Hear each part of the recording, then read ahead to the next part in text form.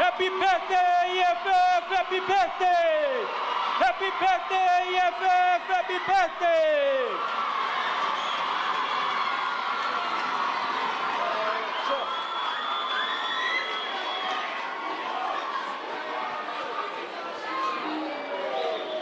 Tumela, iyo tumela, leadership tumela, tumela, tumela, leadership tumela, leadership tumela, leadership tumela, tumela, tumela. Batari sheva vari sheve, batari sheve la mala, ba utsara ki pilu, tumela, tumela, chio, chio, chio mama chio, chio, chio, chio mama chio. Esikhathi sikama branchi singalale bosoko babengekho. Esasikhathi sikama branchi singalale bosoko babengekho. Esasikhathi sikama branchi singalale bosoko babengekho. Esasikhathi sikama branchi singalale bosoko babelele. Ethe wololo wololo wololo sethe wololo wololo wololo ongenxa yawo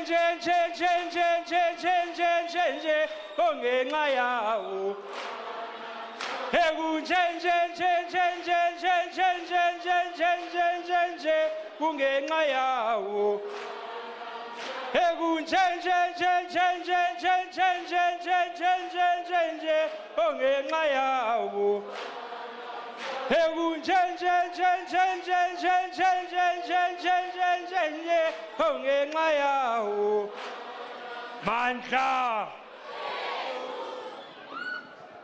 Mandla! Amandla! Happy birthday, EFF! Happy birthday!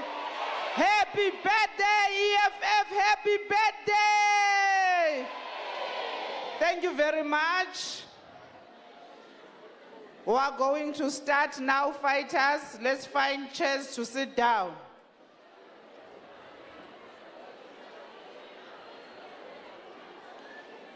We are going to start the program, and now we are going to call upon the chairperson of the province to welcome us all in the Free State. Tata University of Free State, Tata! Tata University of Free State, Tata! Tata EFF Student Command, Tata! Tata EFF Student Command, Tata! Tata EFF Student Command, Tata! Thank you. Can we get Commissar Tambo first to come forward?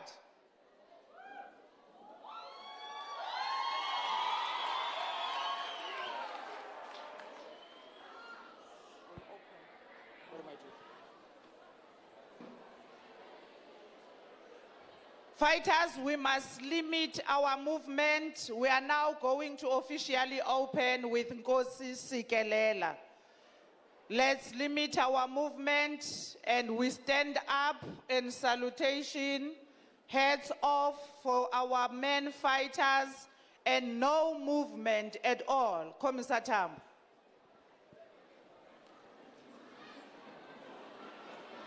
Thank you very much, National Chairperson of the EFF. We are going to sing Nkosi Sikelela without this stem. So we're going to sing it as composed by Enoch Sontonga, because in the EFF we don't sing this stem.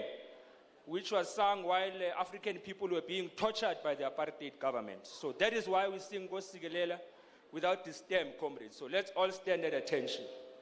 Nkosi Sikeleli Afrika maluphakanyisu phondo lwayo izwa imithandazo yethu Nkosi Sikelela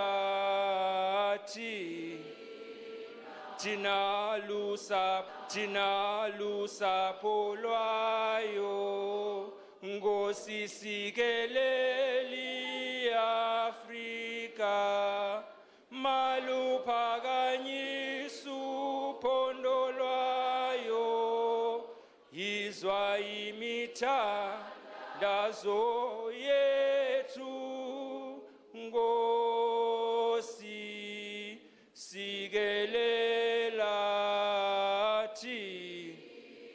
thina lusapho lwayo sithi woza moya woza woza moya woza woza moya ingcwele Nkosi Sikelela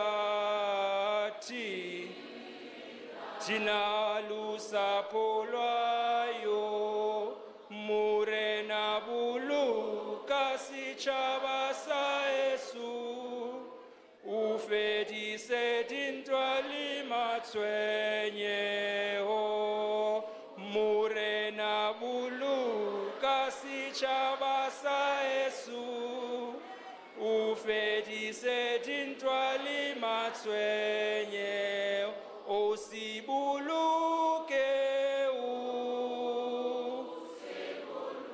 osibuluke murena ausitshaba sasa Yesu sitshaba sa Afrika osibuluke usibuluke murena hausitshaba sasa Yesu sitshaba sa Afrika sithi makube njalo makube njalo kude kube ngunaphakade kude kube nguna hauma kube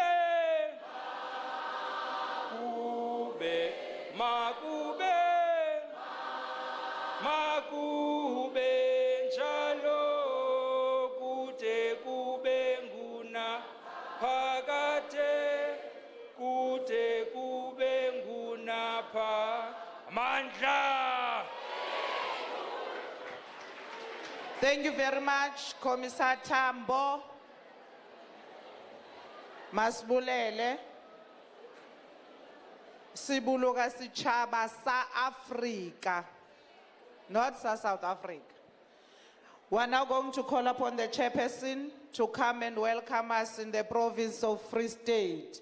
Commissar Mandisa, the chairperson of the province of Free State, welcome Tagomnyama. Amandla! Amandla! Happy birthday, EFF! Happy birthday! Happy birthday, EFF! Happy birthday! Hi hule, EFF! Hi hule! Hi hule, student commander, si hule! Amandla! Amandla! Awethu! Thank you very much, National Chair. Let me take this opportunity to greet the leadership led by the Deputy President of the Economic Freedom Fighters. Also acknowledge and congratulate the leadership that has been elected of the Student Command, led by Commissar Sihle, and the leadership of Free State University and the PSC that is around us, and the leadership of Mangaung. My task is just short, fighters, is to welcome you in the province of Free State. This is the home of the EFF. The people of Free State, the student of Free State of the Institution of Higher Learning in Free State, they love EFF. We are just waiting for you to give us Mkomandlela, Deputy President. Our soldiers are always ready, and we will make sure they attend the rally. And we are all welcome. Feel free in the province of Free State. Rebatho ba khotso, le khanole, le dule, le kene motse o mong lo mong, ho fihlela le khutlela mo le tswang Sonta. But in short, you are all welcome, fighters. Let's just be on the mood to celebrate till Sunday. Amandla. Thank you very much, Chairperson. Now that is in just Bochiwe. Singa celebrate. Happy birthday, EFF. Happy birthday. Let me also take this opportunity to now congratulate you, the leadership of universities in South Africa, for a well-coordinated and disciplined student assembly. Give yourself a round of applause. And welcome the new leadership of our Economic Freedom Fighters Student Command. And in that queue, we are now going to call upon the young lion, the one you produced yourself, the president of the Student Command, Fighter Sihle. Come and greet your students.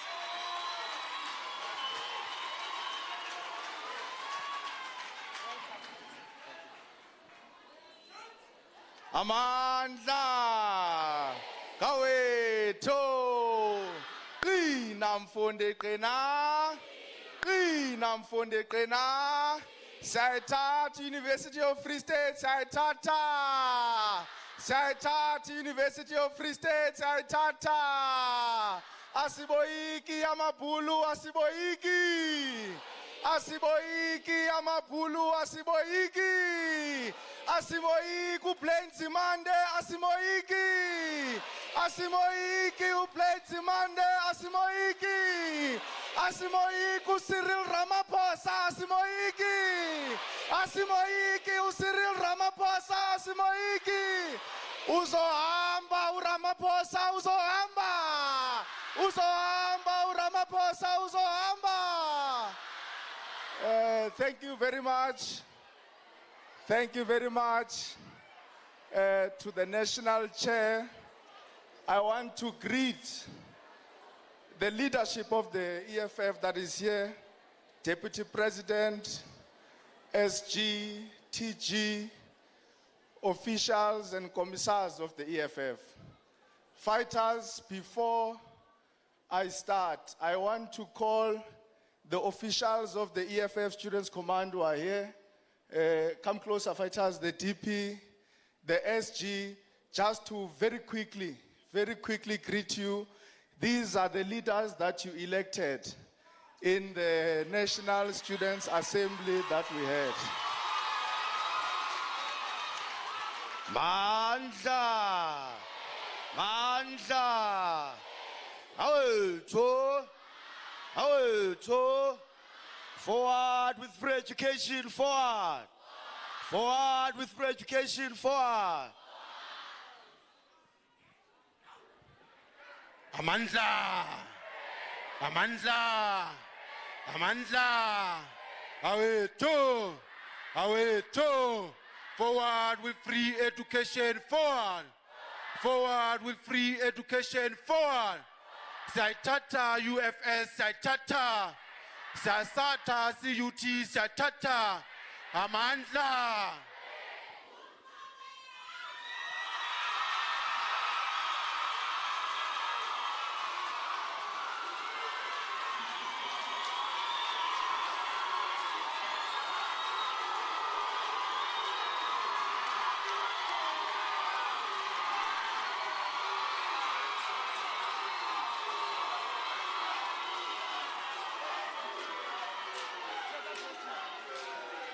Amandla!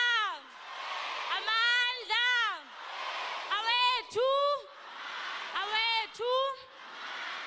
Phambili, bafundi phambili! Phambili, EFF phambili! Phambili, EFF Students Command phambili! Like that. Thank you. Amandla, awethu, ayirule EFF, ayirule, ayirule EFF, ayirule, phambili EFF, phambili, Amandla. Thank you very much.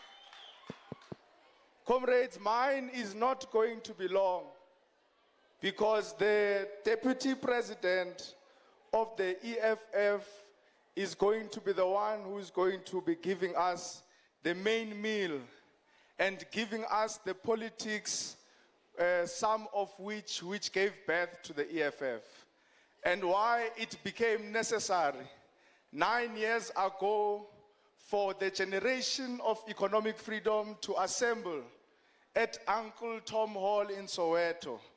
So the Deputy President will deal with many of the issues, but I do want to leave you with a very short but important comment. In the National Students' Assembly, which we set this past weekend, one of the most important resolutions which came out of that assembly was to change and amend the constitution of the EFF Students' Command such that you can never be a member of the EFF Students' Command if you are not a member of the EFF.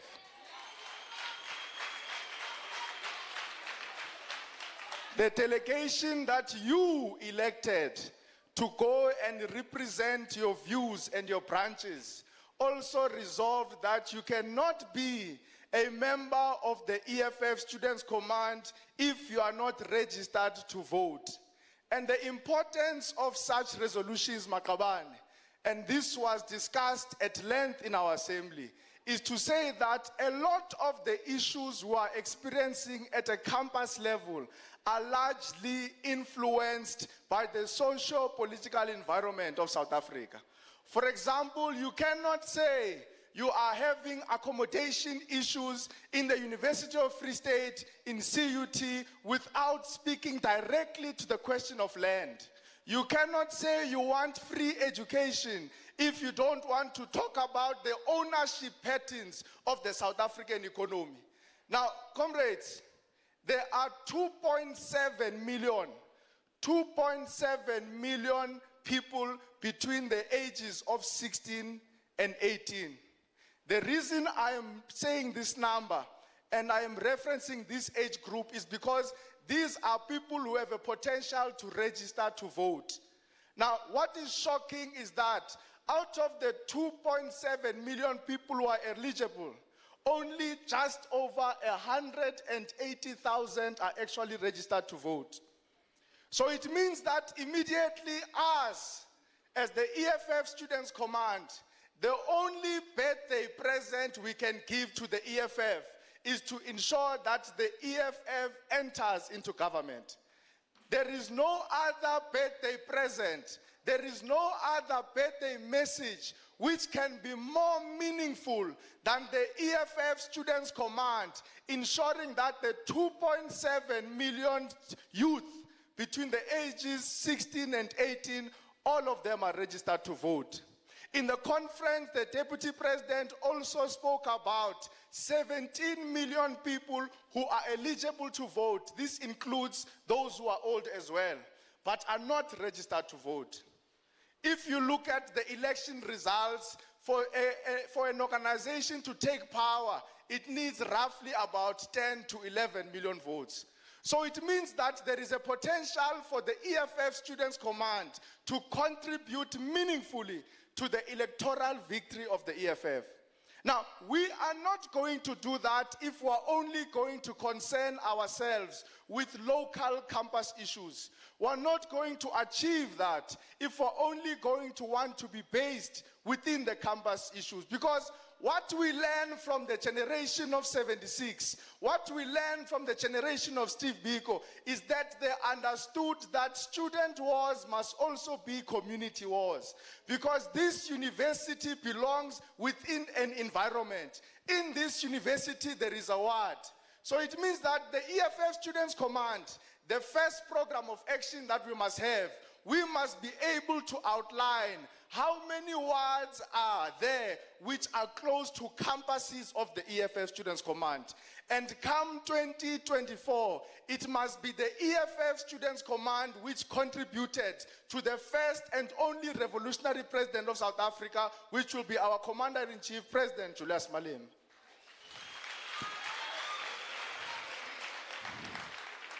Comrades, the former president of the ANC, speaking in a memorial service of the late DSG, speaks about the Arab Spring.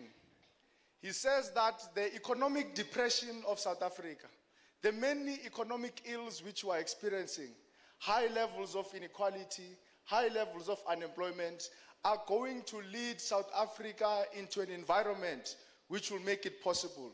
But what he misses, what he does not talk about in his address, is that even the Arab Spring of Tunisia, which was able to spread across all of the Arab regions, was as a result of the youth, was as a result of young people who were politically conscious and activated. So we must be able to challenge the youth of South Africa.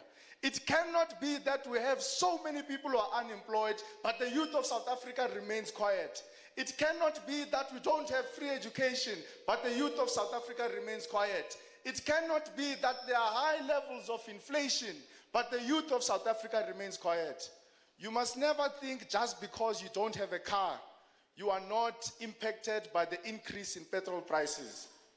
Because the increase in petrol prices, even if you do not have a car, it means that businesses who sell goods are going to spend more on transporting their goods. Now, what are they going to then do?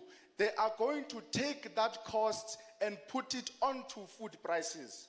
So an increase in petrol prices has a direct impact on a student, because it means if there are increase in food prices and NSFAS does not give you a stipend which is aligned with inflation, then you are not going to be able to pay for your food. So students must start to think at that structural level. One of the big marches which we must then host is to demand that all NSFAS allowances must move in the same direction as inflation.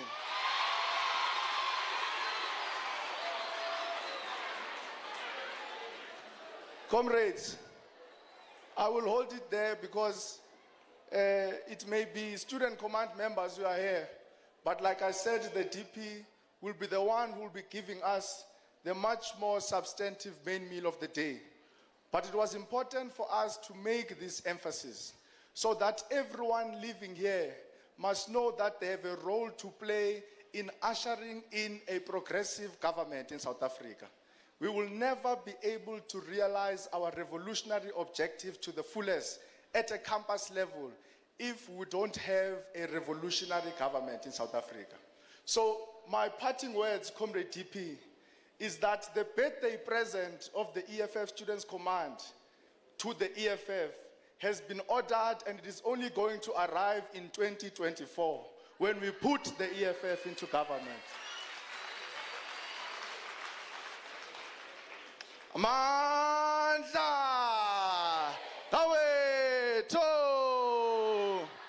awungakhali fighter yami ungakhali Ongakale sizolwa, ongakale fighter yamebo, ongakale sizolwa, iyao, iyao, iyao, iyao, iyao, iyao, iyao, iyao. Mandla. Thank you. Thank you very much, President. We must now move to Ndabe. The mission is tabled before us. Are we fulfilling the mission or are we betraying it? That's the question you must go home with. Now we're going to call upon the SG to come and introduce the leadership, tell us who is here amongst us, and take us to the Deputy President. Secretary General, Marshal Dlamini, Sibalko. Amanda, Amanda, Amanda, Amanda. Happy birthday, EFF, happy birthday. Happy birthday, EFF, happy birthday. Happy birthday, EFF, happy birthday. Long live the Commander-in-Chief, long live. Long live the Commander-in-Chief, long live. Long live the Commander-in-Chief, long live. Long live the Commander-in-Chief, long live. I saw me fight, I saw me. I saw me fight, I saw me. I saw me fight, I saw me. I saw me fight, I saw me. I saw me fight, I saw me. I saw me fight, I saw me. I saw me fight, I saw me. I saw me fight, I saw me. I saw me fight, I saw me. I saw me fight, I saw me. I saw me fight, I saw me. I saw me fight, I saw me. Amanda. Thank you very much, National Chairperson. Greetings to the fighters, the ground forces of the EFF, here at the university. Those that the president of the EFF has confirmed, and I'm going to be paying attention to that detail, that all EFF student command members are registered to vote. So I'm happy with that commitment, President. There's going to be accountability to make sure that they are indeed registered to vote. So I won't waste time. Behind us here, there is a leadership that is coming from the province. I think the chairperson of the province has introduced them, but I've got the members of parliament, I've got the commissars, members of the War Council. They are with us today. I'm just going to ask them to rise and then wave and greet the fighters and take notes as well, so that anyone who's not registered to vote must go and fetch that fighter. War Council members.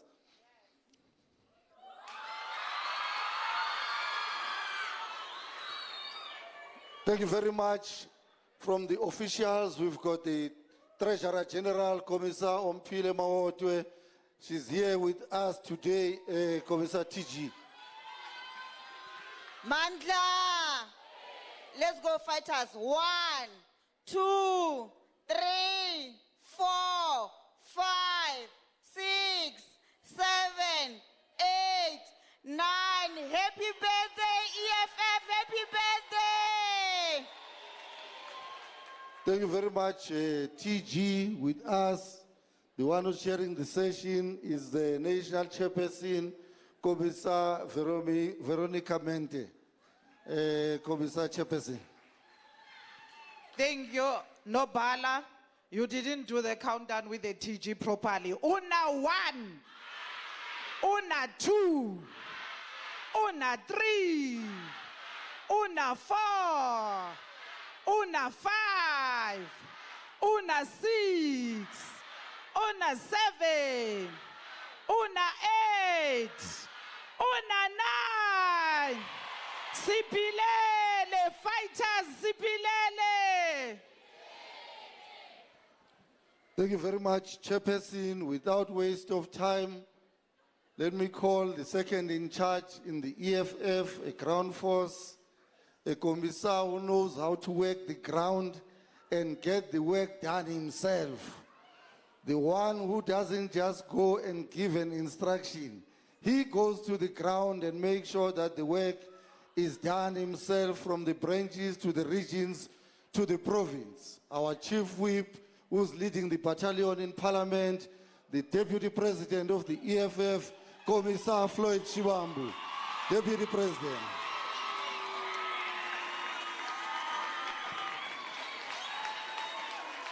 Maibuye, Africa. Viva the economic freedom fighters, viva. Viva the EFF Students Command, viva. Forward to socialism, forward. Forward to economic freedom in our lifetime, forward. Long live the Commander-in-Chief, Julius Malema, long live. Amanda. Happy birthday, EFF, happy birthday. Thank you very much, fighters.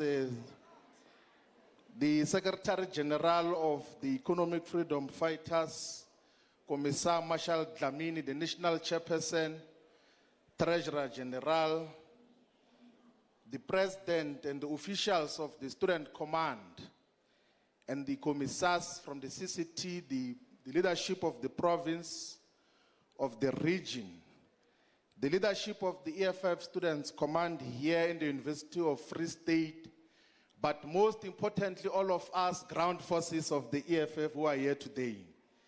Thank you very much for giving us this opportunity to pause and reflect about the journey of the economic emancipation movement. It is important that every time we must pause and reflect as to what is this animal, what is this organization called the Economic Freedom Fighters. So today we are celebrating the 9th anniversary, the 9th year of existence of the EFF, which was founded on the 26th of July 2013. So the 26th of July is a very important day in the history of South Africa's politics. It's a very important day, which is also a commemoration of another important day in the revolutionary socialist movement. So we chose the 26th of July because we were inspired by the July 26 movement, otherwise called the Movimento 26 de Julio in the Cuban Revolution. That is a movement that was led by Comandante Fidel Castro. And on the 26th of July 1953, they began a revolution by attacking the army barracks in Santiago de Cuba. And that attack on the 26th of July 1953 led to the formation of a revolutionary political movement, which later on mutated, grew, and became what is currently known as the Communist Party of Cuba. So this morning, SG, I was thinking as to what exactly was happening on the 26th of July 2013. So a lot of you will think that the formation of the EFF was an easy process, was an easy program which just happened because people who did not know what they stand for just gathered. So the 26th of July was a culmination of an intensive and intense process of consultations across the length and breadth of South Africa. And then we gathered in an assembly on what is to be done.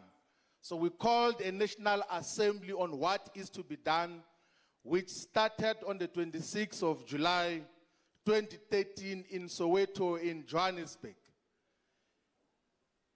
in a place called Uncle Tom's Hall. And things were not very difficult. I know that in the morning of the 26th of July 2013, we were still thinking as to how are we going to pay for the venue where the EFF was going to hold the National Assembly on what is to be done. I'm going to speak to that in terms of why was that called the National Assembly on what is to be done. And I vividly remember that the gentleman who was the manager of that hall, when we went there to then discuss payment plans of possibly 3,500 rands, the entirety of us could not raise that to pay for a venue to have a National Assembly on what is to be done, which is a platform that started the EFF. That gentleman said, as we entered, before we could even greet, he says to us that, you know, the EFF is going to be like Kaiser Chiefs. He says that Kaiser Chiefs could have been an organization or a football club that was started by people who used to play for Orlando Pirates. And then he said that now Kaiser Chiefs is the biggest political or the biggest football club in South Africa. I don't know if that is the case, but I think I agree with the University of Cape Town when they honored Dr. Kaiser Mtaung for the work of building a formidable institution in the name of Kaiser Chiefs. And that is the analogy which the person who was managing the hall said, we are looking for 3,500 for you to use this venue for 2 days. But if you do not have now, you will pay us later, you will pay us when you go to Parliament. Because one thing for sure is that this organization is going to ultimately end up in Parliament. And that is what defined literally everyone else who was engaging with the EFF at that particular moment. The people who helped to print the berets and the T-shirts which you see in the historical photos written the National Assembly on what is to be done, all of them were saying that you do not have to pay us anything now. The area where the delegates, 1,200 delegates had to go to sleep at, could not take the 1,200 delegates. I think there were about 27 rooms. And then we took a decision that time in Shaft 17 that only females must be accommodated in those 27 rooms. And it was an average of 6, 7, sometimes even 9 people when the EFF was founded. It was not all glory. So I was watching the National Students' Assembly of the EFF Students' Command this past weekend. Every delegate had their own bed. All of them. Every delegate had their own bed, well taken care of, in a hotel with guaranteed 3 meals per day for the entire National Students' Assembly. But, and with even dessert. And in the National Students' Assembly, in the National Assembly on what is to be done, the only time I remember the leadership that was organizing conference, the only meal that we organized was only one meal. So for the 2 days, it was only one meal, which was just a basic staple food like pap and some meat. Nothing else, not even a drink, because those who gathered 9 years ago had a degree of determination and commitment that we must found this organization, the Economic Freedom Fighters. To the extent that I remember very well that even when the National Assembly on what is to be done concluded, we had serious difficulties with paying for transport of delegates that came from mostly the coastal provinces, from KwaZulu-Natal from Western Cape, from Northern Cape, from the Eastern Cape. Remember, we had to persuade the now Secretary General, who was involved in business, to say maybe you must take from your businesses and pay for these delegates to go home, because the drivers were refusing to take the delegates home. There was no resources. That is how the organization was born out of conviction in terms of where we come from. I'm going to talk today, comrades, about what is the nature of the capitalism that we are fighting against. But I want to just make these remarks first so that all of you must appreciate where we come from. But what is important is to highlight something which has been an inspiration to the generation of economic freedom fighters in our lifetime. Of economic freedom in our lifetime. So all of us here, we are part of the economic freedom in our lifetime generation.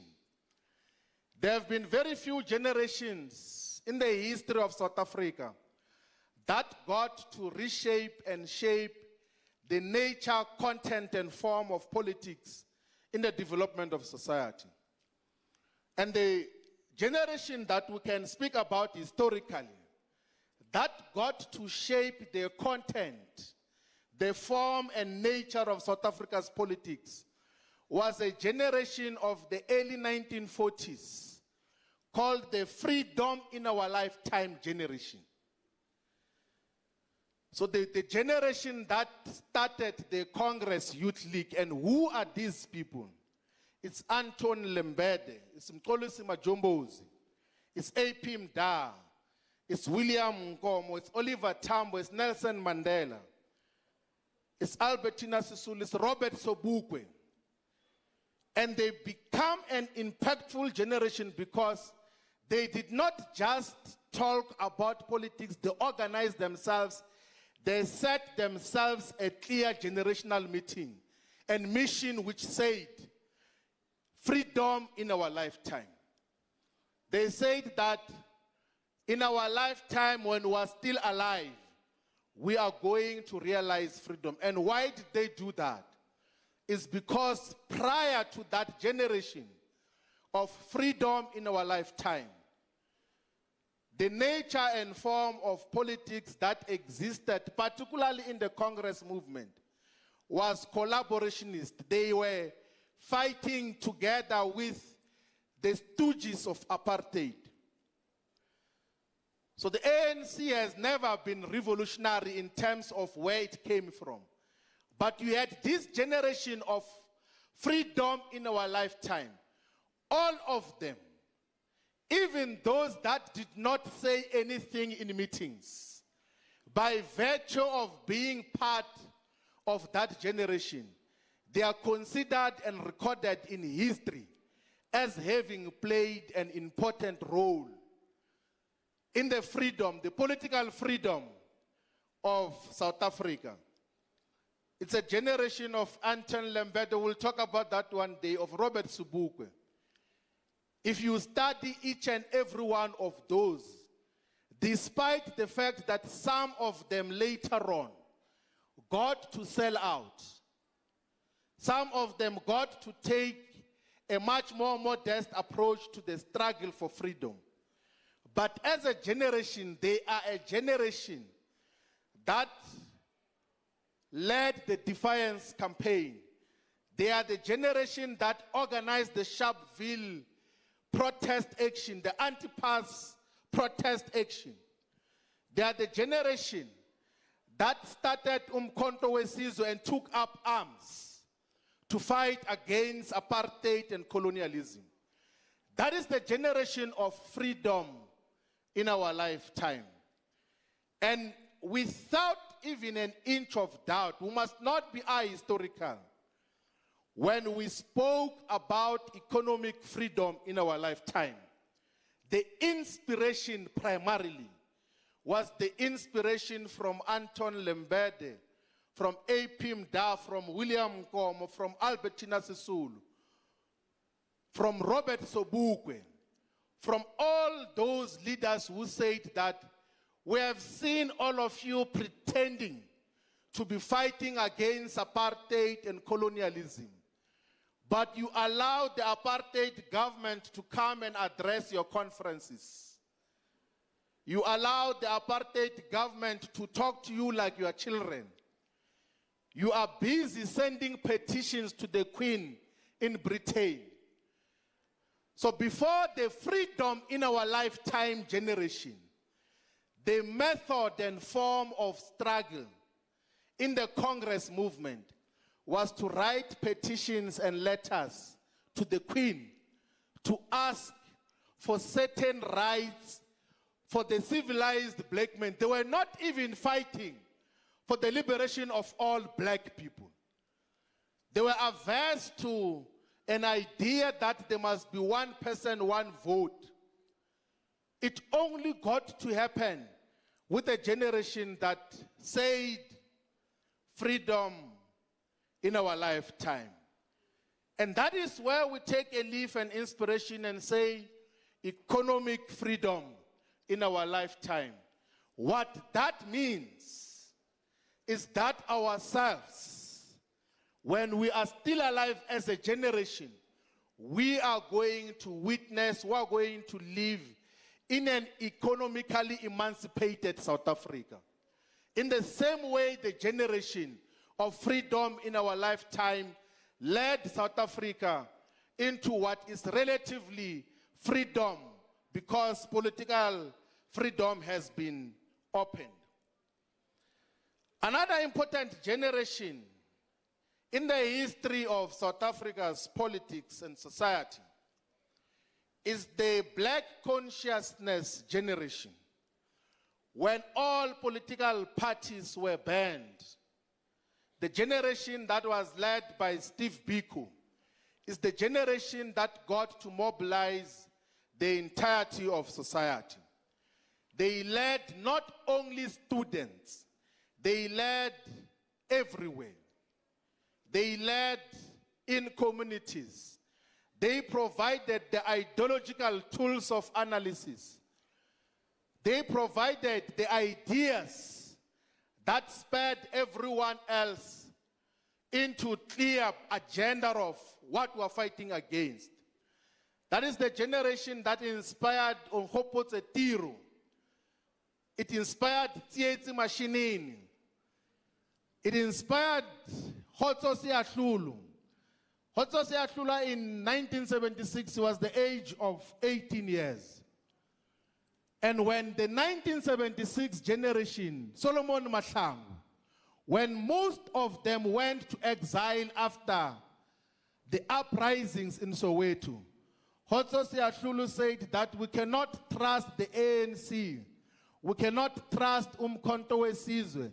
As young people, we must form our own military wing. And then he went to start something called the South African Youth Revolutionary Movement, which was characterized as the military wing of the militant youth that took on apartheid on the 16th of June, 1976. I'm saying that generation is very important because they had clearly defined ideas. They had a clear agenda of what they sought to achieve. Even people who never contributed anything in the thinking of that generation, they are called part of a generation because by and large that generation played an important role. And the last and most important generation is the economic freedom in our lifetime generation, which is the generation led by the Commander-in-Chief and President Julius Malema.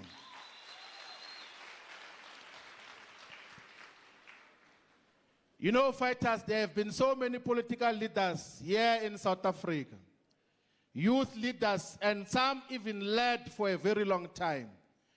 But if you were to be asked, what do they stand for? What was their generational mission? You will not know anything. There's a guy called Malusi Gigaba. He was a president of the Youth League for a very long time. What does Malusi Gigaba stand for? Nothing. Although Fikile Mbalula got to remove Thabo Mbeki that time, correctly so, as a president of the ANC, what does Fikile Mbalula stand for? Nothing. There is no generational agenda and mission which they represented. There's a person whom you possibly will be hearing about for the first time, called Lulu Johnson.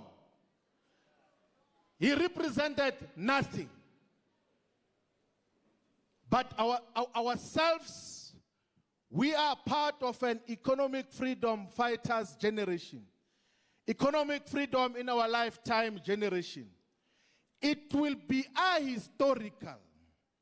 It will be falsification of history if we do not say here and everywhere that part of that mission began to find expression within the Congress Youth League. We will be misleading you if we do not state the fact that this generation of economic freedom in our lifetime found resonance within the Congress Youth League. And it was not just organizing within the Congress Youth League. It was organizing all sectors and all sections of society behind the struggle for economic freedom in our lifetime. You must go and read the political report of the Commander-in-Chief and President then of the Congress Youth League. And he said in 2011 that in the absence of the vanguard of the working class, politically, ideologically, and organizationally, the Congress Youth League should assume the role of vanguard of the working class. He said that nature does not allow a vacuum, and once a vacuum is created, it will be occupied by something else. He even further said that taking the leadership role of the working class struggle at ideological, political, and organizational level means that we must begin to organize workers in their workplaces and speak to real working class issues and struggles, in particular relating to the need to change South Africa's racialized capitalism. He said that the Congress Youth League should mobilize workers in mines, in factories, in farms, and organically develop ideological and political positions that will lead to their total emancipation. Purposefully, like someone else would have thought that, how can you declare yourself a vanguard of the working class when you are just a youth movement? An illustration is made here that all these generations that I'm talking about, the freedom in our lifetime generation of Enten Lembede, the black consciousness generation of Steve Biko, were all started and given ideological meaning by young people. All of them were in their 20s or early 30s. So what that basically means is that there cannot be any revolution that is not initiated and given proper direction by young people. This also relates to the Movimento 26 de Julio of Cuba. If you check the ages of those that went to overthrow the Batista regime and started and instituted a socialist government in Cuba, it was young people. And they got to lead a socialist program that abolished illiteracy. They led a program that guaranteed better life expectancy. Cuba is one of the few territories in the world where all forms of human development indications point to the positive. And that is what defines a revolution. There must be clear ideas, and it must be led by young people who know what they stand for, who are dedicated to the mission. I did, and I'm always emphasizing that it will be falsification of history if we do not mention that part of this struggle began in the Congress Youth League. And it was for that purpose, for that political purpose, that there was purging of the leadership at that particular time. And despite that purging, the expulsions and suspensions, the struggle for economic emancipation continued. You must check the number of engagements and meetings which the Commander-in-Chief addressed in the mines, in factory floors, in communities, even when his membership of the ANC was taken away from him. To illustrate the simple point that you do not need a membership of the ANC to lead the revolution in South Africa. He led successfully the strikes of mine workers in Impala Platinum mines, in Westonaria, in the Rustenburg Platinum Belt. That is why in 2012, when Cyril Ramaphosa killed workers in Marikana, when Cyril Ramaphosa instigated the killing of workers in Marikana, the first point of call of those workers was on the Commander-in-Chief and President of the EFF, Julius Malema. The entire period post the Marikana massacre in 2012 was led by the Commander-in-Chief and President of the EFF, to the extent that even when an official memorial service was held in Marikana, the main speaker in that program was Commander-in-Chief and President Julius Malema. AMCU had to come and request to be included in the program. Government had to come and request to be included in the program. Everyone else there, because the working class, the mine workers said that you might not be in any political party, but we trust your leadership of the working class struggles. Outside of the ANC, and I can tell you now, fighters, that part of the serious considerations, part of the serious thinking about talking about a revolutionary alternate political movement was inspired by the cries of the workers of Marikana.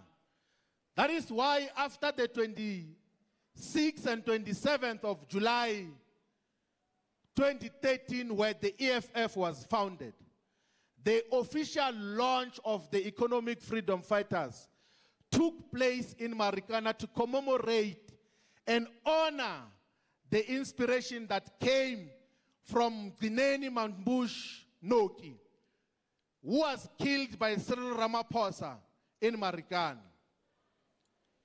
So the inspiration comes from workers. The formation of the EFF is inspired by the struggles of the working class on the ground. It is not inspired by some palace intentions and palace coups.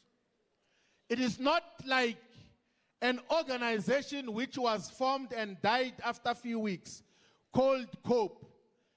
That one was formed because of palace politics. That Thabo Mbeki is removed, so all those people who supported Thabo Mbeki must go and form an organization. That is why it did not live, because it was not based on the interest of the working class and poor people. On the contrary, the EFF, the foundation of the EFF, is the aspirations of young people, is the aspirations of the working class, is the inspiration of ordinary people on the ground. That is why we say we are an economic emancipation movement. That is why when we characterize the EFF, we say it is a radical and militant economic emancipation movement. The EFF brings together all revolutionary forces, fearless, radical, and militant activists, workers' movements, non-governmental organizations, and CBOs, community-based organizations, under the struggle for economic freedom in our lifetime. In the founding manifesto of the EFF, it says the EFF will be the vanguard of community and worker struggle and will always be on the side of the people. Now, in each and every society, particularly in capitalist society, you have got primarily two groupings of people. Those who own the means of production and those who do not own. Those who own the means of production are called the capitalists. They are called the bourgeoisie. And then those who do not own are called the proletariat or the working class. And the proletariat or the working class includes even people who are not formally employed. They are defined as those who do not own the means of production. And of course, in the middle, you have got a strata of those who have got some degree of income, but there is no difference between them and the ordinary working class. Majority of times, TG, this middle strata, what distinguishes them from the ordinary poor working class is that monthly salary. If that salary is cancelled, they are back to zero, to homelessness, to carelessness, to not having food, to not having anything. So majority of political parties that exist, if not all in South Africa, they exist to protect the interest of those who own the means of production. Those who own wealth. That is why every time they open their mouth, they say that the investors will not be happy with these decisions. We cannot expropriate land without compensation because the investors will not be happy. So the role of these political parties is to protect the interest of the ruling class, which is the people who own our land, who own the banks, who own the retail chain stores, who own everything. That is why every time they open their mouth, they say we must make our policies, our agenda to be conducive for the investors, for the capitalists.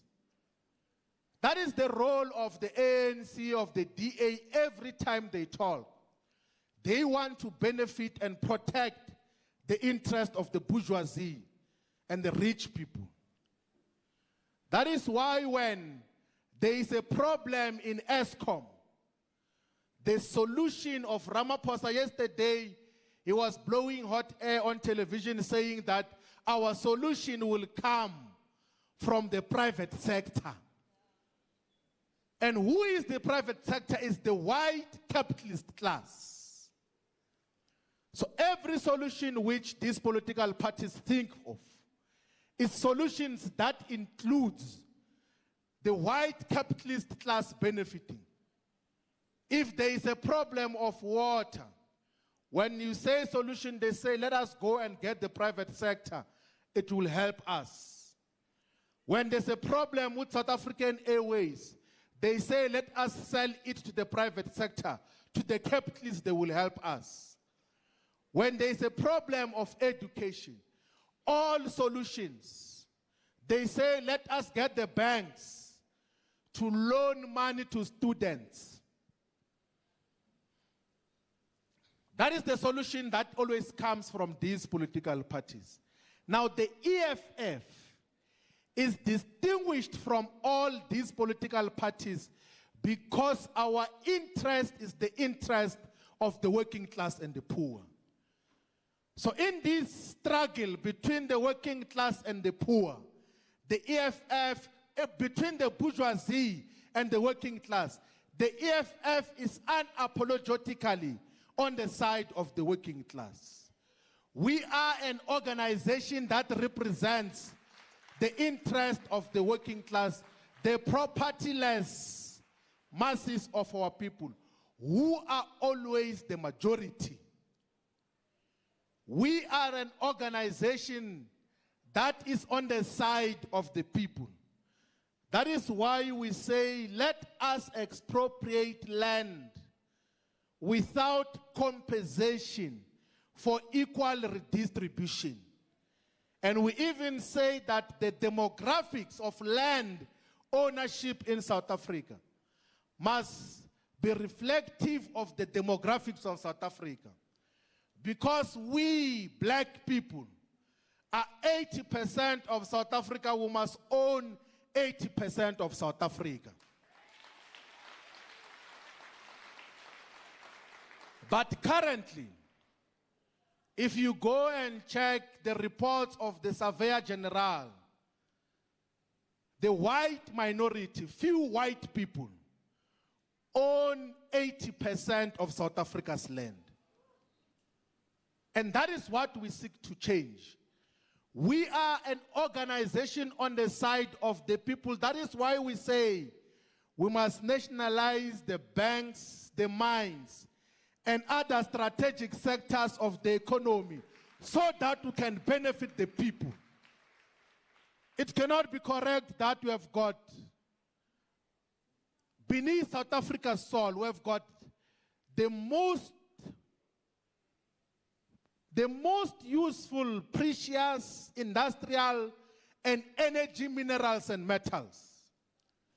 Here in South Africa, we have more than 60% of the world reserves in platinum.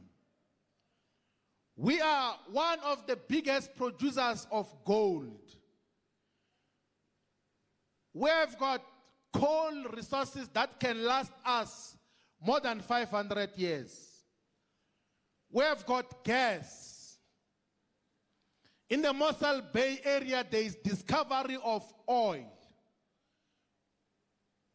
So if we were to gauge a country's wealth as per the natural resources beneath its soil, South Africa is objectively the richest territory in the world.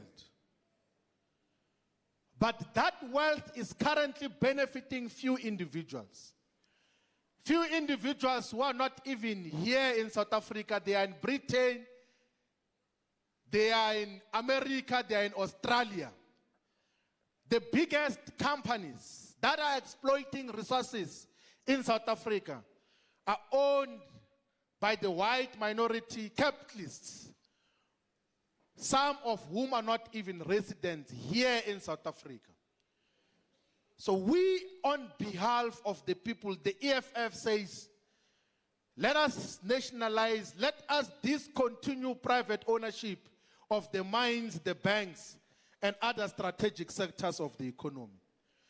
That is why we say in the EFF founding manifesto that let us stop this tendering system. Let us build state capacity with the aim of abolishing tenders. Because what government does now, the role of government now is not to deliver services. The role of an ANC government is to administer tenders. They give tender for everything. They don't do tender to build schools, to build roads, to close potholes. They even give tender to write letters. There is such a tender where they say a municipality is looking for a debt collection company. And that debt collection company just write letters, dear Mandi Samakesin, you owe us 245 rand for electricity and water. And that has to be done through tenders. And that is why the state is inherently corrupted, because the people who are competing for the tenders will always seek to pay bribes to the decision makers so that they can get the tenders themselves. But the policy of the EFF is that we should build state and government capacity with the aim of abolishing tenders. When we had a say in Johannesburg, when we had a say in Tshwane, in Nelson Mandela Metropolitan Municipality, we began to introduce insourcing of workers, to cancel the security tenders, to cancel the cleaning tenders.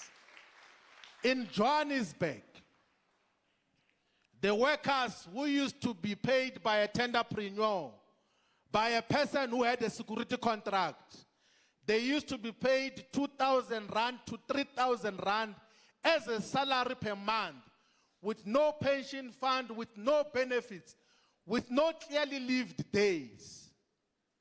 But when the EFF got to insource the security guards in Johannesburg, there is not a single security guard in the city of Johannesburg who is paid less than 8,500 per month, all because of the EFF. And all of them have got pension funds, have got leave days. They are treated like workers. Why did we do that? Because we are saying we are on the side of the people. We are not on the side of the capitalist, greedy masters who say that I can provide security services. They charge the municipality 15,000 rand per security guard, but they give that person who is working 2,000 rand. And then they take the remainder of the money.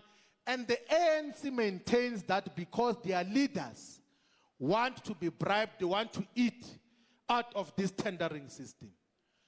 So the EFF is the organization that, the only one that says on behalf of the people, we should detenderize the state. It must have its own capacity. It must have a state housing construction company, a state-owned roads construction company. It must have its own capacity. We have also introduced a law in Parliament called the Insourcing of All Government Workers Bill, which will later on becomes an act of Parliament, so that all government institutions insource the workers, and the quality of lives of ordinary workers is going to improve because of an economic emancipation movement that is on the side of the people. But we also say that what has to happen in South Africa, we need to pursue massive protected industrial expansion. Why do we say so? It's because we know, out of a proper reading of economic history, that there is no country that can ever defeat poverty without having to go through industrialization. South Africa's economy as is now, we are still a neo-colonial economy in the sense that we extract and export raw and semi-raw products and minerals. We are not involved in meaningful industrialization. A simple example is that we import virtually everything. We bring via the sea almost everything else that we need for our daily use. Almost all our clothes are imported. all the gadgets that we use, whether it's cell phones and these iPads, laptops, all of those things are imported.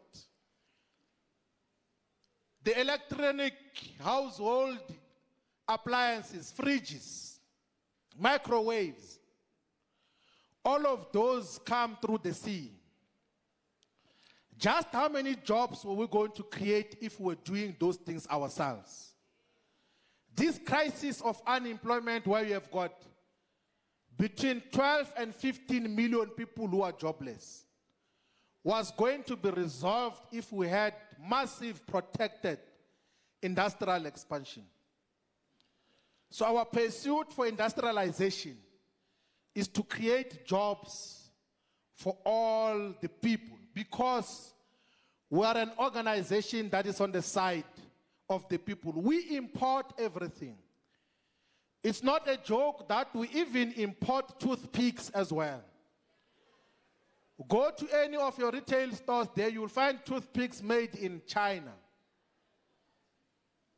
Even matchsticks. Basic things. And those are the things that we're supposed to be making here in South Africa, so that we can create jobs for our people. There is no shortcut to job creation except through massive protected industrial expansion. We are the only ones who pay attention to that. The industrial policy of those who are in power now focuses on processing of things that are not adding much value to the economy. The EFF, on behalf of the people, has a different approach in terms of what happens. I need water, TG.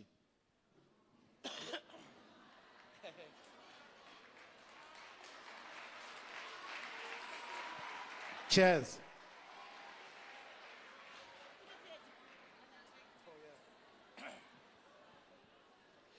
Now, the other thing which we appreciate, fighters, is that all these ideas that we're in pursuit of can never be realized, will never be successful if we want to do that in isolation. That is why we say, as part of the pillars of the EFF, that we should pursue massive development of the African economy, that we should integrate the African infrastructure. It doesn't make sense that we're going to pursue development in isolation. We have to develop purposefully the entire African economy. Do you know, when Japan was economically reconstructing post the Second World War, when they were producing a lot of products industrially, so Japan is known for the production of Toyota, the Toyota car. They currently produce more than 10 million cars per year. You can imagine how much resources they earn out of that. When they realized that Japan is developing, they went to play a meaningful role in the development of South Korea, in the development of the People's Republic of China, in the development of Singapore, of Thailand, of all the countries around them. Because they realized that you cannot sustain a developmental project in isolation. So anyone who ever thinks that our path to development must be through closing of the borders, it has got no appreciation of the history of development. There are so many senseless things that happen in this semi-colonized, neo-colonized African continent. We are one people. We need one government. We need one currency. Currently, we use the American dollar to exchange goods and services. That is why Ramaphosa goes to put dollars in his mattress and sofas and even pillows. Because here in Africa we use the dollar to buy amongst ourselves. We do not have an African currency, despite the fact that collectively as the African continent, we can back a single currency that can improve the economic conditions of our people. We cannot pursue a developmental project. This economic freedom in our lifetime will be meaningless if we think we're going to pursue it in isolation. We have to embrace a pan-continental agenda and program. We have to embrace a pan-African project and development project. And I argue, Komisambu is saying in political education, that our pan-Africanism must not just be limited to the continent of Africa. Pan-Africanism, as properly conceptualized by Kwame Nkrumah, by Marcus Garvey, by C.R.L. James, speaks to the conditions of black people all over the world. Because everywhere black people are, they are treated with disdain, with racism. We here in the African continent must pay particular attention to the Caribbean islands, to all the people in Cuba, in Haiti, in Puerto Rico, in Jamaica, in Dominican Republic, in Trinidad and Tobago, because those countries are still treated like semi-colonies of the West.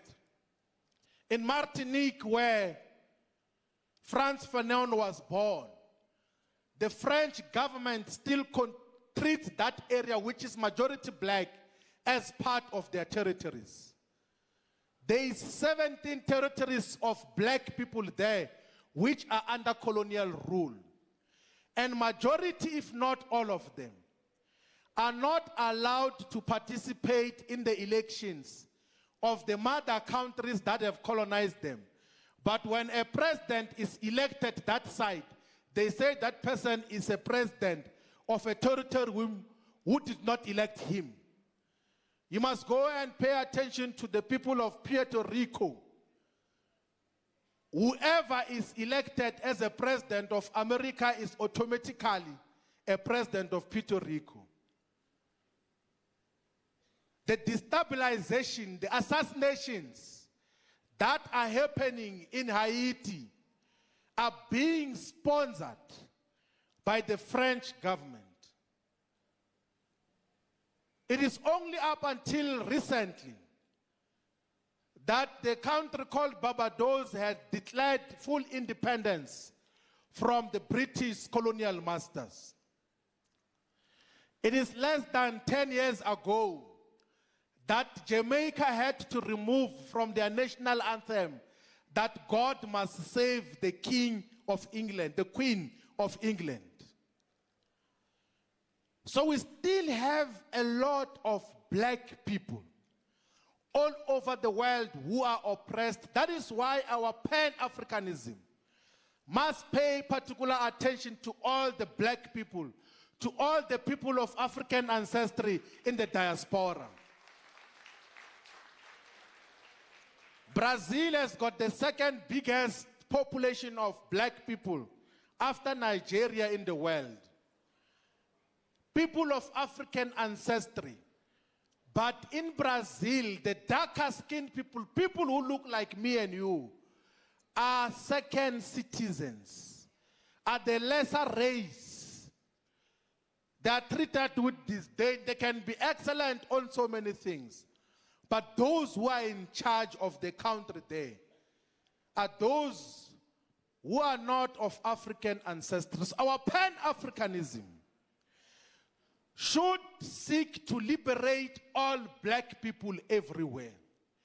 And we must inspire hope by first integrating and uniting the African continent, unapologetically so. We will never realize true emancipation if we do not unite this continent, trade goods and services amongst ourselves. We will never go anywhere as a people if we do not unite this African continent. Now, fighters, you might think that time is going to resolve these problems. That is not the case. Kwame Nkrumah said when the Organization of African Unity was launched that without the unification of the African continent, we are not going to realize anything because we are these isolated, uncoordinated, small and unviable nations, which all of them report to the former colonizers. It said it is only through unity that we can defeat the fact that we as black people are the second race in the world. We are materially poor. They have taken everything from us. We live under colonialism even when colonization has ended.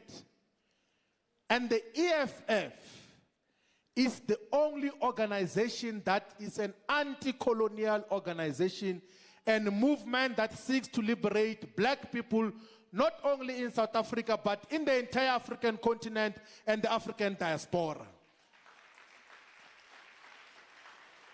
That is why when the fighters in Liberia say they are starting the economic freedom fighters of Liberia, we support that. In Namibia, the EFF has got the Namibian Economic Freedom Fighters. They contested in the last elections and got only 2 seats in parliament out of the 186, but were represented there. And I can tell you now in 2024 in Namibia, when we go to elections, the EFF Namibia is either going to be government or is going to be the official opposition. Because SWAPO has failed to provide solutions to the people of Namibia. That is why as we speak now, the fighters in Lesotho, and I think that the leadership of the EFF here in the Free State must go to the other part of the African continent, which is now called Lesotho. There is elections now, and Lesotho EFF is contesting those elections. Part of the program of the EFF here in the Free State should be to go and reinforce the fighters in Lesotho so that the EFF has got a voice everywhere. The EFF in Swaziland is the one that has meaningfully challenged the illegal and immoral monarchy of Mswati there. It is at the forefront of the struggles. So we are a pan-Africanist economic emancipation movement, and purposefully so. We openly will and always will associate with all the progressive forces in the African continent and the diaspora. But what we are engaged in the immediate is to dismantle the racist, neo-colonial, capitalist system that South Africa is. We are living under a capitalist system. And capitalism, by its very nature, will always exclude the majority. It's only the minority that benefit. If South Africa remains capitalist, you are going to realize intergenerational wealth of white people and intergenerational poverty of black people. That is what we are going to be defined with. That we are going to remain poor forever.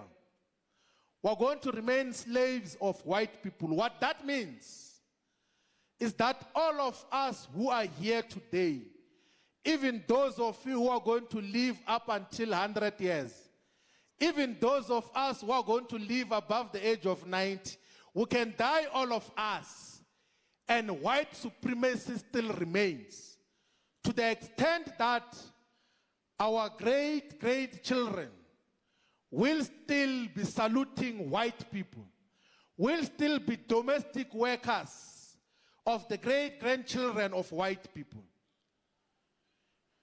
That is if we do not embrace this noble and proper struggle of economic emancipation in our lifetime. But you can't pursue such a struggle just out of common sense. That is why we then say in the EFF founding manifesto that we need to employ the ideological tools of analysis. We must have a telescope to understand society.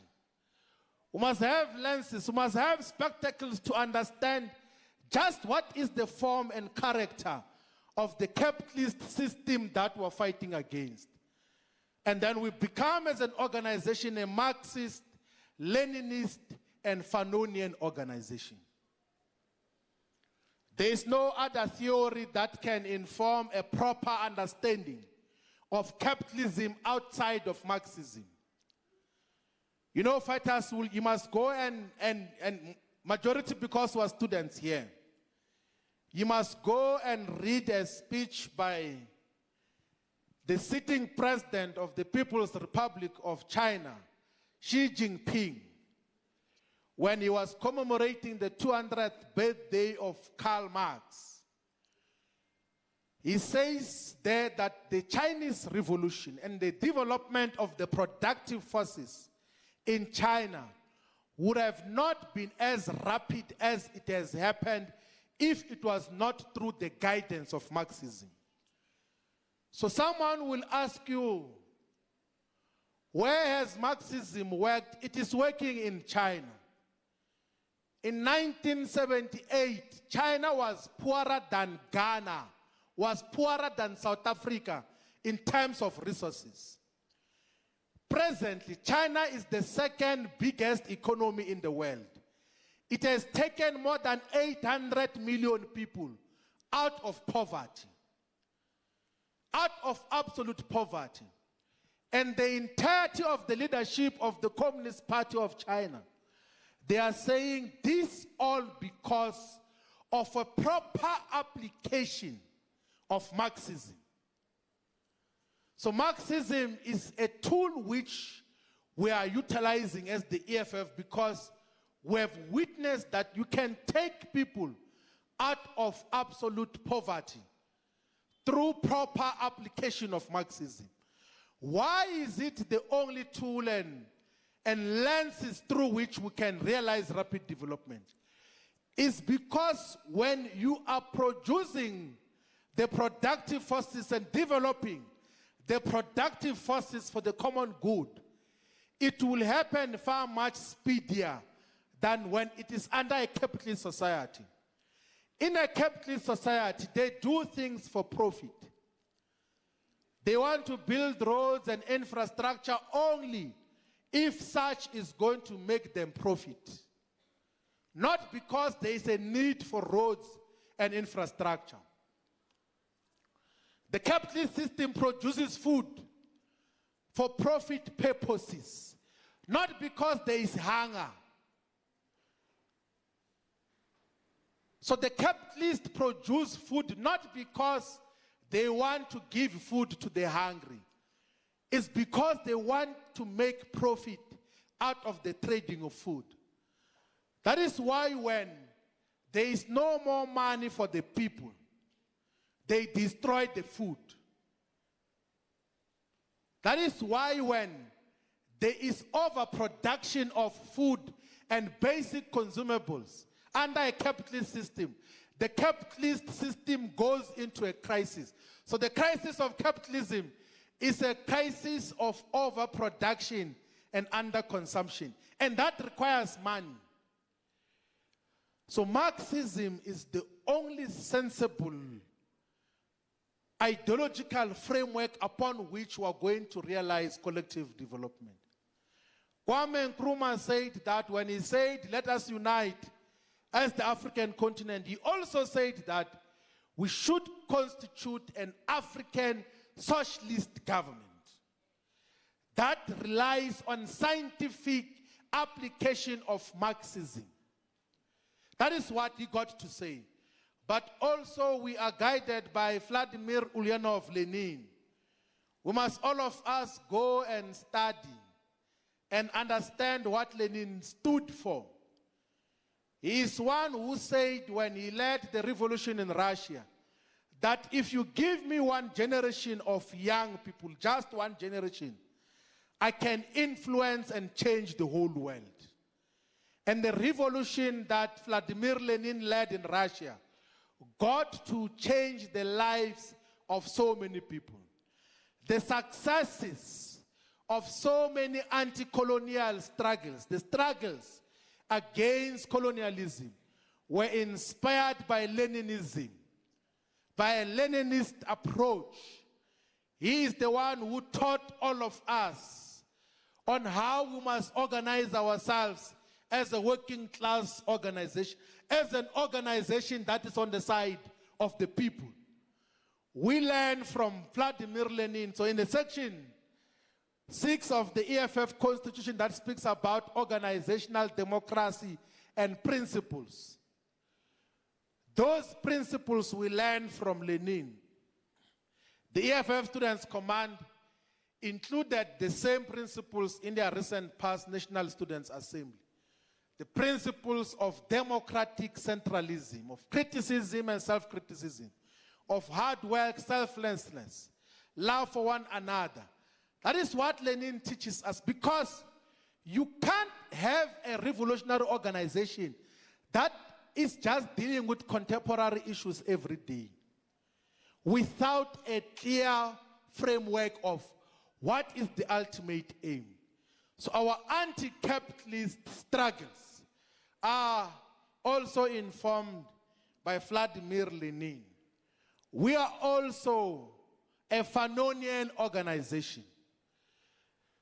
An appreciation that racism has got to have a life of its own. So sometimes communist parties and a lot of working class organizations had been taking a reductionist approach to suggest that if you defeat capitalism, you have defeated everything else, including racism. Such is not the case. Because we are an anti-racist organization, we need proper ideological tools of analysis to understand colonialism, to understand racism, to appreciate that colonization can end. You can say colonization in South Africa ended in 1994, but colonialism and coloniality persists and is still definitive of everything else that we do. And that is what we learn from, and that is a proper, perfect combination of ideological tools of analysis and guide to action, which informs the EFF, the economic emancipation movement. And we are not utilizing these ideas just for the sake of understanding society. We are employing these ideas with the aim of changing society, because Karl Marx says that philosophers have thus far interpreted the world. The aim, however, is to change it. So we are employing all these tools of analysis so that we can change society for the better. And our struggle is primarily anti-capitalist. The ANC is a representative of the capitalist. That is why, as part of defeating the capitalist system, we have to defeat the ANC. We have to take the ANC out of power because they are representatives of the capitalist system. The capitalist system in South Africa is still a racialized capitalist system. So the features of capitalism in South Africa is that the capitalists is white people. And the working class is ourselves as black people. But also capitalism in South Africa is concentrated in few hands. And capitalism in South Africa is sexist, is patriarchal, is dominated by men. Capitalism in South Africa is semi-colonial. In the sense that, so you don't have to even go very far. Go ahead and check what are South Africa's trade relations with all its biggest trading partners, whether it's China or America or Europe. So the top 10 exports, or the top 10 exports from South Africa to our biggest trading partners will be iron ore, coal, will be wool, will be all the semi-processed and raw materials. But the top 10 imports from all these developed economies will be the electronic products, the finished goods and services. And that is a neo-colonial economic structure, neo-colonial capitalism. Colonies were created by the colonizers to be the base upon which they extract natural and raw materials to develop their economies and bring them back as finished goods and services. What we seek to disrupt as the EFF is that neo-colonial character of the capitalism, but also the capitalism in South Africa is neoliberal, that we do not have the autonomy to determine the nature and form of the trade policies that we engage in. South Africa is micromanaged by the World Bank, by the IMF. That is why we take all these senseless laws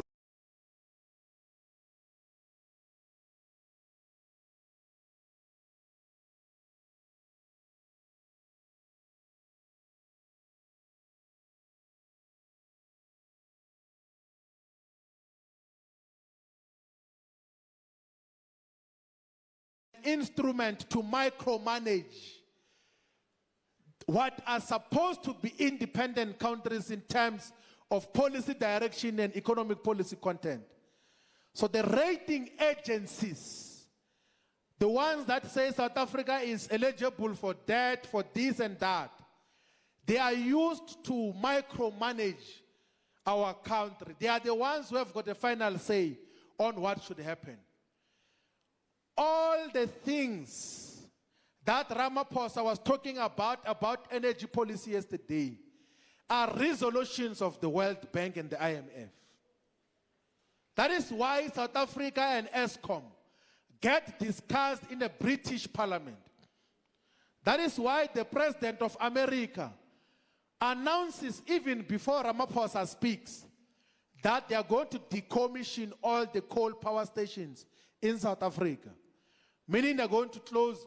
So we are not a fully independent country because of the nature and character of the neo-colonial, neoliberal capitalism. And you have got, as part of that chain, a comprador bourgeoisie. These are conveyor belts. Fanon says the national middle class that takes political power after colonialism is nothing but conveyor belts between colonialism and the people. All the major bourgeoisie who have got darker skins in South Africa are conveyor belts of the minerals energy complex, whether it's Patrice Motsepe or Cyril Ramaphosa. They are presiding over a neo-colonial economy on behalf of the capitalist class. But what is to be done, fighters? What do we do? What does the EFF say is to be done? We have already said that we have an instrument through this organization, the EFF. The organization is the only instrument that can fight against capitalism. Without organization, we are nothing. But an organization needs politically conscious, disciplined, and engaged ground forces and activists. So whatever you do as a ground force of the EFF, you must know that you are part of an otherwise very noble agenda of defeating capitalism. And to achieve that at all times, you must always seek to improve your levels of consciousness and understanding. In whatever field you are in, whether you are in social work or engineering or mathematics, on everything, on medicine, you must always ask yourself a question of how do we change this healthcare system to benefit all the people? How do we have engineering and architecture which is going to be primarily about our people? Everything else that you do. But at the center of work of defeating capitalism is to have a solid, dependable organization everywhere, is to have disciplined fighters everywhere. And why do we need all of that? It's because we can only advise and God to mobilize the masses if we have got a dependable organization. We need disciplined activists. We need a disciplined organization so that we can persuade the masses of our people, so that we can persuade the 17 million South Africans above the age of 18 who are not on the voters' roll, to say that our solution will ultimately come through taking of political power. And currently, we are in pursuit of political power through participation in elections. And in elections, you need numbers. You need the people behind you. So in a revolution, size matters. The size of people that are beyond you matters. I don't know where size doesn't matter, but in a revolution, size matters. The number of people that must be supporting a revolution must be there all the time. But you can't mobilize the people alone. You need to have a clear organization that is going to articulate the interest of our people. So you might think that you are not adding value in the EFF, but the 2-3 people that you speak to every day about the struggle for economic emancipation in our lifetime adds value to the movement ultimately. If it's 1,000 of us here in this hall, and then we say in the coming week, we are going to talk to 10 people, each and every one of us, we will be 10,000 more within a week. And it is possible to talk to 10 people and persuade them within a week that here is an organization that is on the side of the people. And when they ask you how, we say, look at everything else that the EFF does.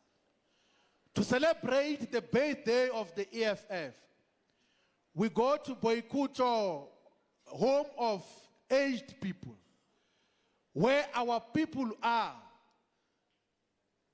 Within 2 weeks, renovate the area, make sure that all the basic necessities are there. The entire leadership of the EFF, led by the Commander-in-Chief, goes there to make sure that the elderly are taken care of. That is who we are all the time.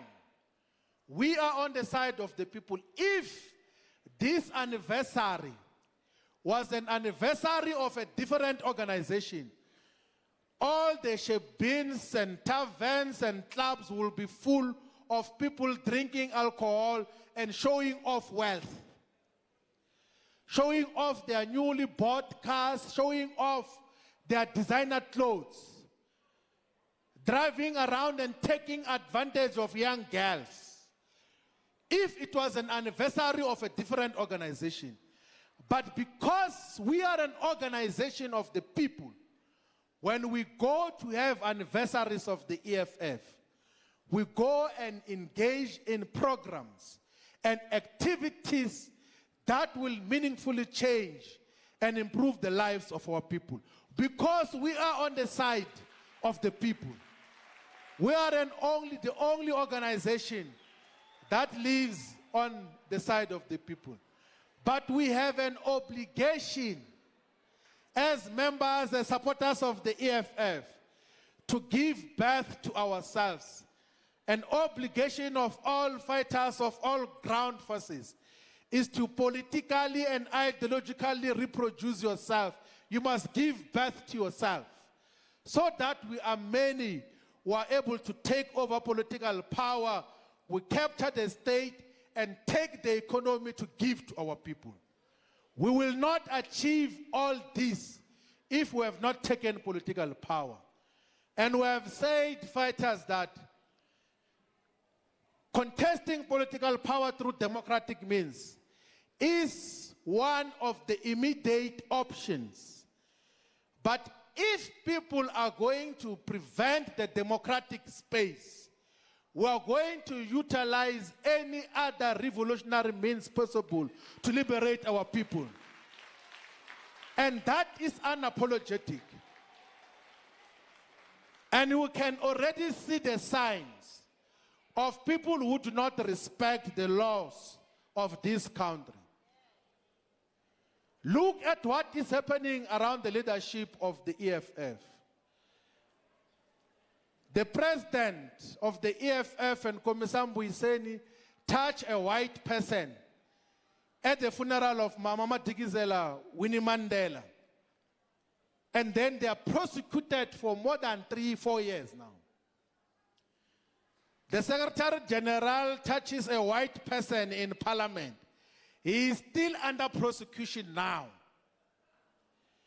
Myself, one other day, I touched a white person slightly. I was prosecuted for 4 years just to touch a white person. But you have got a sitting president who has got unexplained millions, actually billions in his farms, who has violated all the laws, who has engaged in gangsterism of using the power of the state to chase people around, even to the point of going to Namibia. A police case has been opened, but he is not being prosecuted.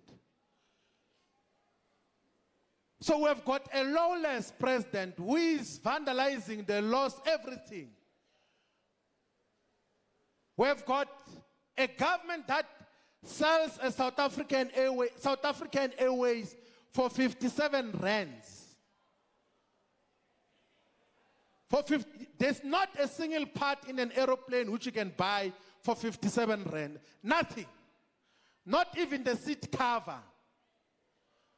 But a criminal president is disregarding the laws of this country. Fighters, we will be talking very soon as to what is to be done, because Ramaphosa cannot remain in office. He's a criminal.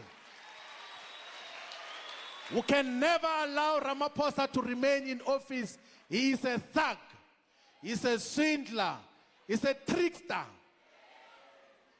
And we can't be led by tricksters, swindlers, who have got no respect of laws of this country.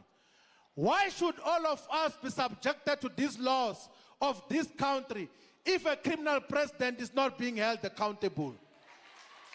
Who must respect the laws of this country if a thug is in office and goes on as things are just normal? We must never be a generation that is afraid and scared of those who are in office.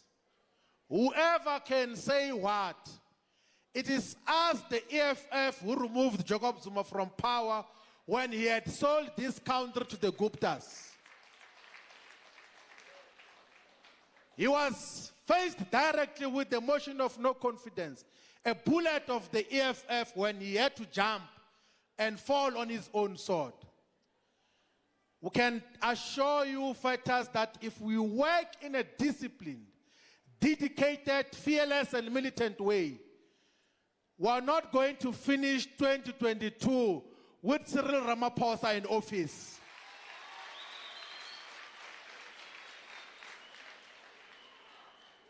And we as the EFF, we have to fight for that, because even the little state capacity which exists now, he is destroying. He is destroying bit by bit. He sold SAA. He is destroying ESCOM. He is going to destroy Transnet. He has destroyed Dinan. He has destroyed everything. The ANC will be going to its policy conference now, this weekend. And in December, they're going to their own conference.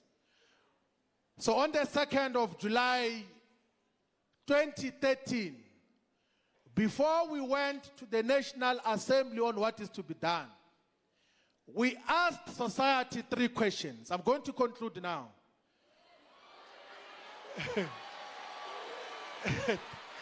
We asked society 3 questions.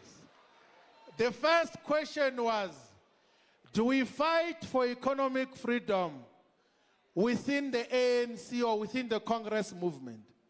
The second question was whether we must just form an NGO that must fight for economic freedom but without contesting for political power. And then the third question was whether we must form a revolutionary political movement.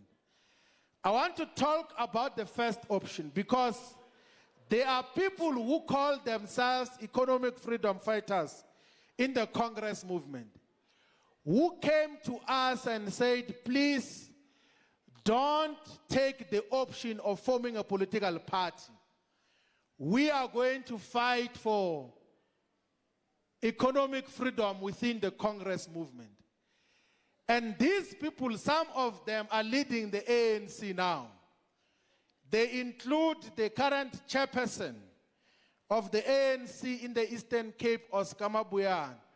They include the current chairperson of the ANC in KwaZulu-Natal, Siboniso Duma, whom we led when we were in the ANC Youth League. They include Bekim Tolo. They include Andile Lungisa, all those people. They include Kinetse Mosonogi. They include Lebuhang Maile, Jacob Kau, all of those people whom we led when we were in the ANC Youth League.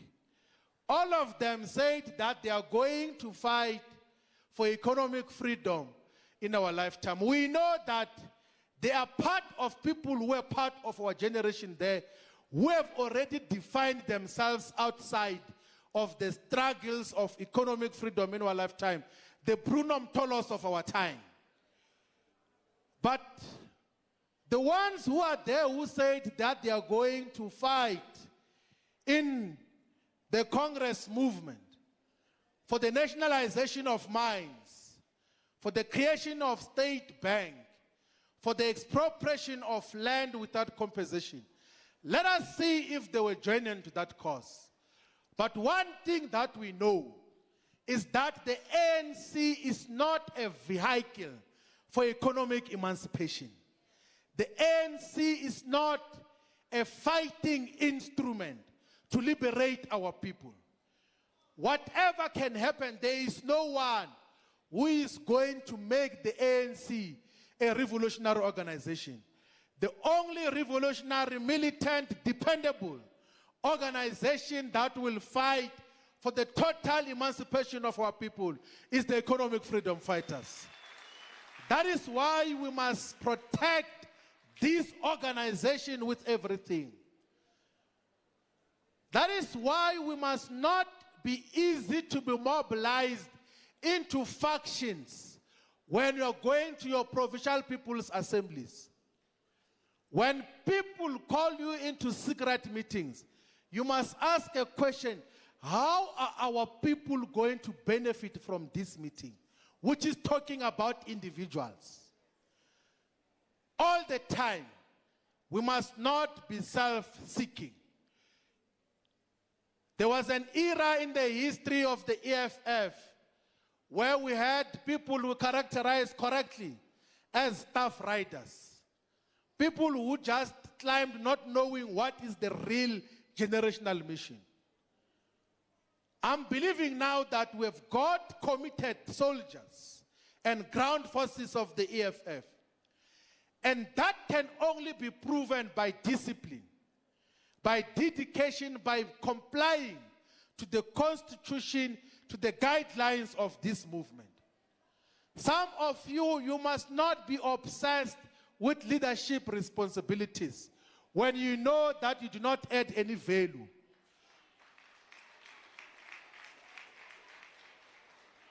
Most of us must not just want to occupy leadership positions because you think that is an automatic ticket to the legislature or to parliament.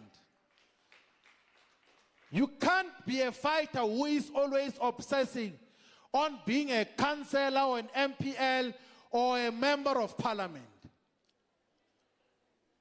The mission that must define all of us is the mission that inspired the 1,200 delegates on the 26th and 27th of July 2013, who said, we know there is no place to sleep. We know our transport is not guaranteed going back home. We know that there is no food. But this agenda of what is to be done, we're going to reply to. And they replied correctly to say, we must form this economic emancipation movement as an instrument, as a weapon in the hands of the masses of our people. Thank you very much. Amanda! Amanda! Viva EFF! Viva! Forward to victory! Forward! Forward to victory! Forward! Forward to victory! Forward! Amanda! Away to Viva the Commander-in-Chief, viva! Viva the Commander-in-Chief, viva! Welele wenyamazani ole. Welele wenyamazani. Welele wenyamazani. Welele wenyamazani. Awehlale hlate. Hlale hlate. Welele wenyamazani. Welele wenyamazani. Welele wenyamazani. Welele wenyamazani. Amandla, Komsambu Hussein is coming to sing for you. Komsambu Hussein.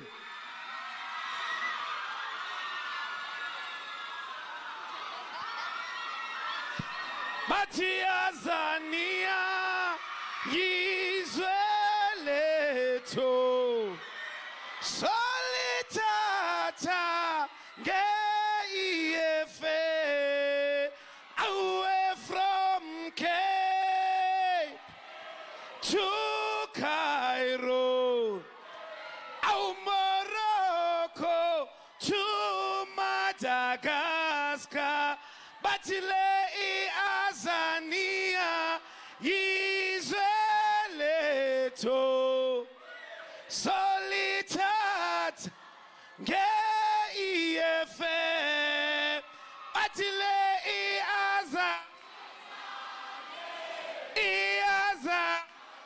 anginis soyithatha nge-EFF batile iaza hawiyazania soyithatha nge-EFF away from Cape to Cairo, just Morocco to Madagascar, Ibizeni fighter, Ibizeni bo, aus soyithatha nge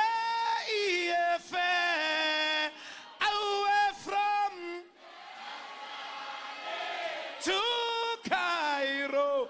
Just sing for the EFF on top of your voice. From Just Angeniza. Awena ba iaza. Yizweleto. Just Angeniza. Iazania. Hawiazania. Amanda.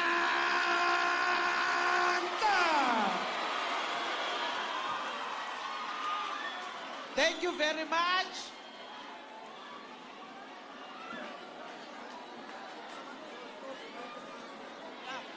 Thank you very much, fighters.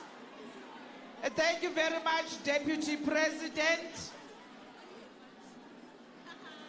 It's always good to get a revival. We might be celebrating a birthday that we do not have a correct understanding of the background. And from here today, I'm sure the fighters, they understand the mission and they are never ever going to betray it. Commissar Mandisa is going to give us some few announcements, and thereafter the Provincial Secretary is going to give us the vote of thanks. Commissar Mandisa. Thanks, National Chair. Fighters, we have 37 points for food at the back and this side, this door on our left-hand side, and that door to avoid stampede. Those who are at the back, please use those two doors. Then there's these two doors this side.